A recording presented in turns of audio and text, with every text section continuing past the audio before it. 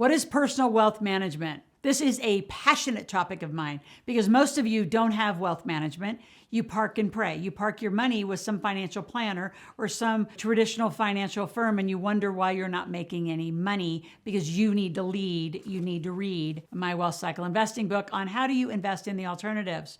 So in this conversation, we're going to get to it. We're going to talk about how the wealthy really invest, how the 1% to 5% invest, and why the rest of you just kind of follow along in the stock market. So get a pen and paper. We have a lot to talk about.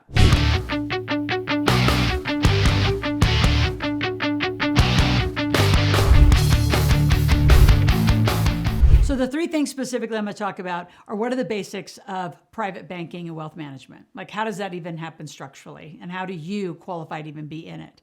Number two, I'm going to talk about having a relationship with the right bank, right? And a local asset heavy bank that doesn't sell away to Wall Street. And then number three, which is even more fun, how do you actually become your own bank and actually loan to yourself? It is fascinating.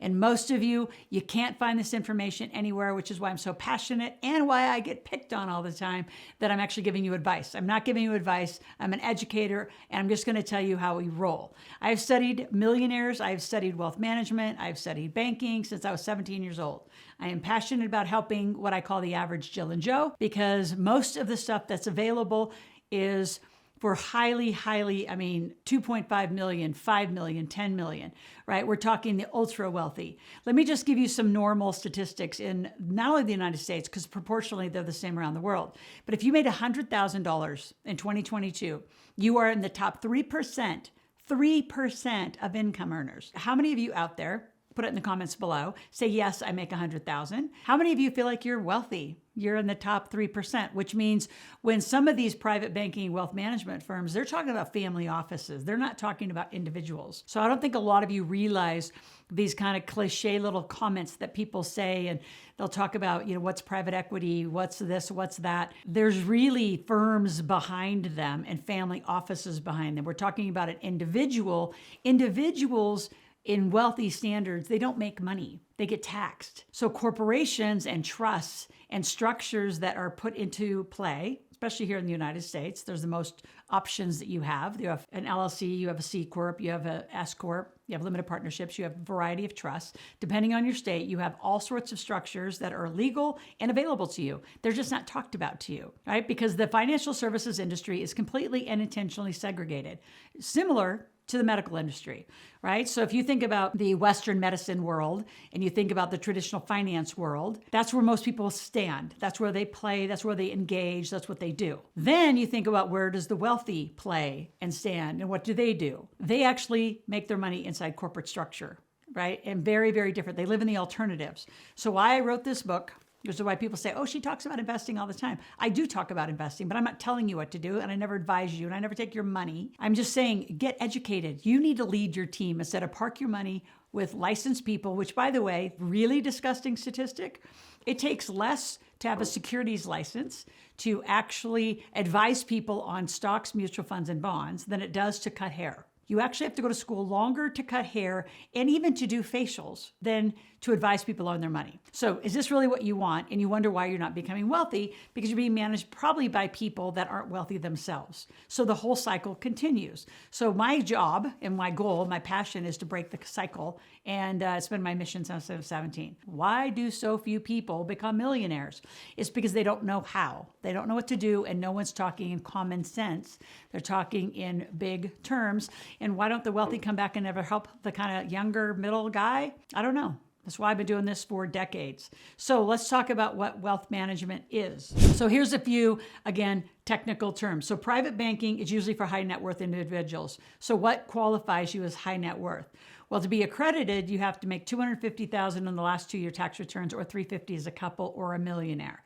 And that allows you in America to invest in any alternatives, right? Any PPM, any private placement memorandum. Now, what's fascinating about that, just because you have money doesn't mean you're smart with money, right? There's a lot of people who know how to make it. They don't know how to invest it or keep it. So just because you're accredited because of your income levels doesn't mean you actually know how to invest your money. Hence, people go and park their money and pray that someone does something with it. And they put you into a little software program, and it comes out in a little pie chart, and you're going to make the most during your earning years, and then you're going to make less as you get older. Fascinating model, not what I'm interested in. I want to make a lot, and I want to have generational wealth, and I want to pass it on to my children. And I want you to have a better life as you are growing through this, and you can. Private banking is usually, they're everywhere, by the way. Most banks have a private section, and it's for high net worth people. So just go in and have a conversation. What does it take? What are the minimum requirements to be in the private banking side of the bank?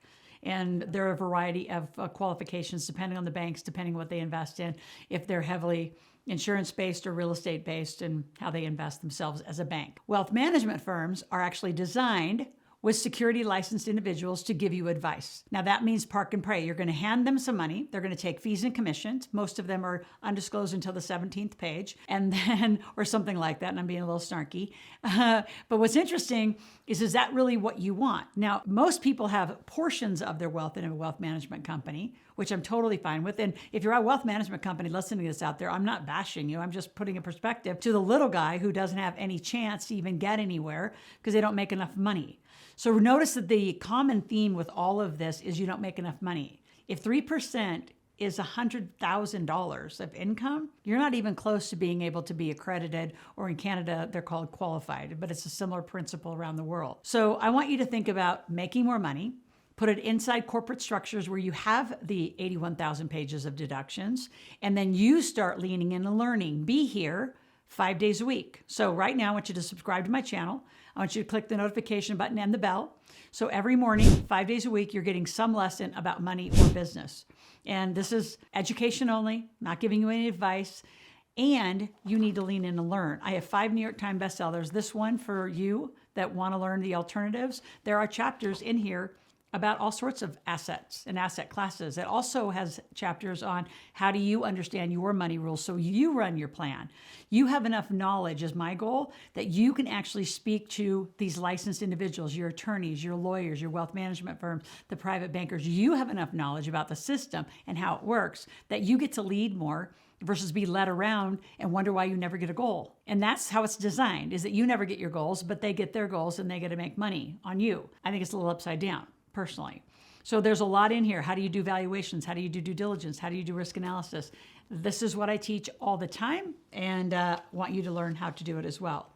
A few other topics I just want to bring to your awareness around the wealth management process. So for example, having a relationship with your bank, and I'm talking local private banks. And when I say they hold their own assets, the bank that I did this with actually held the mortgage to my conference facility and to my real estate that I had when I was in Northern California. So they're local, they're smaller banks, they hold their assets, they actually are where you get your mortgages from, and they don't sell it away to Wall Street. So they're actually very heavy asset-based banks.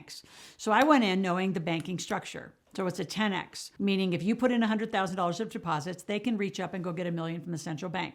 And then they get arbitrage it. And they now have $1 million to loan out on personal loans, commercial loans, whatever they want to do with it. They make the spread. You don't get a dime. I mean, you might have a little savings account or money market account. When you move to private banking, you'll have opportunities to invest in higher return, vehicles and different products and things like that. But knowing the banking system has that. Right? And when I'm done with you, I'm going to make you a millionaire. So let's just say you made $1 million. Well, now you've given the bank the right to go up and get $10 million that they can loan out. That's how banks work. They arbitrage the spread of deposits to what they can pull from the central bank. So knowing that, you need a relationship with the banker. Like I had a relationship with the president of the bank, right? It was a very small bank. And he knew me well. He knew me when I started. And I told him I was going to be a millionaire one day. He kind of giggled. And then I was, and I am. And so we have had a great relationship. So I went in and I gave him a spreadsheet one day. And I said, so here's my spreadsheet. How much should I put in your bank and how much I've helped you make?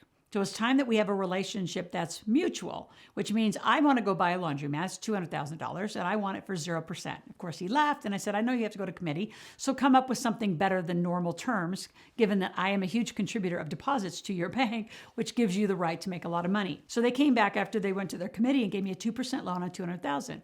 Now he asked me when he gave me that loan, he said, Loral, you already have $200,000 in the bank. I said, I know, but I'm using that to go make a bigger return. And I want to use your money at 2%, which is like almost free. property and I'm going to go buy a laundromat. I'm going to rehab it. I'm going to flip it. I'm going to add vending. I'm going to make it a better asset. Then I'm going to sell it. I'm going to give you back your $200,000 when your 2% interest that I had the whole time. And I'm going to make the spread. So I'm going to be you on this laundromat. Plus it was a fun asset because my kids were younger and it was super fun to go to the laundromats and get coins and count them and roll them and do all that stuff. So I love kid-centric businesses where they kind of get it and they understand, and it just helps your family learn. So understand banking is critical. Understand your bank relationships, which is also why I'm not a fan of all these online banks that are popping up, because they're not really banks. They're depositories that might have a debit card attached to them. So you really have to dig in, know a little bit more. In the description below, I have a link. It is not out yet, but it is my beta link to Gravy Stack. It's to a bank that is going to be for kids and young adults. We will have credit cards coming later, but it will be a debit card that they can use right now. And the reason I want credit cards is I want to teach them how to build good credit. So at 14, 15, 16, we start those lessons. There's missions, there's gigs. They can earn NFTs, they can earn tokens. You can give to charity. It's not only a bank, it's a structure for teaching finance and business to kids. It's fabulous. So get a link for that. Get my iFlip link. So iFlip is the software that I use. So those are 2 links I need you to go get. And let me help you just start understanding money. Be here again 5 days a week. If there's not a topic that we're talking about, put it in the comments and I'll make sure we get back out here and we record just for you. Anytime, go to askloral.com. and ask a question, make a request. We're on that 24 hours a day. The last thing I want to share with you is how do you become your own bank?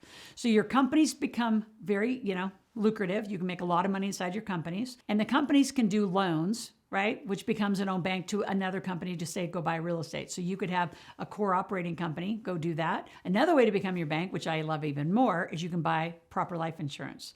So there is life insurance, and I'm gonna give you the link below to our website. You'll have a private session with Jason, who is amazing at that. And you can become your own bank. So you can borrow against it. And yeah, there's some interest terms and things like that, but it is a safer way. It's a recession-proof way to keep your money and get ready for big assets. It's also litigation-proof in many instances, depending on how you set it up. So just check it out. There's a lot of things that wealth management firms are going to offer you, that same similar kind of life insurance and banking process. Why not become your own? You know why? Because you have to learn more. So lean in, learn, go grab my book on Amazon, and I'll talk to you guys tomorrow.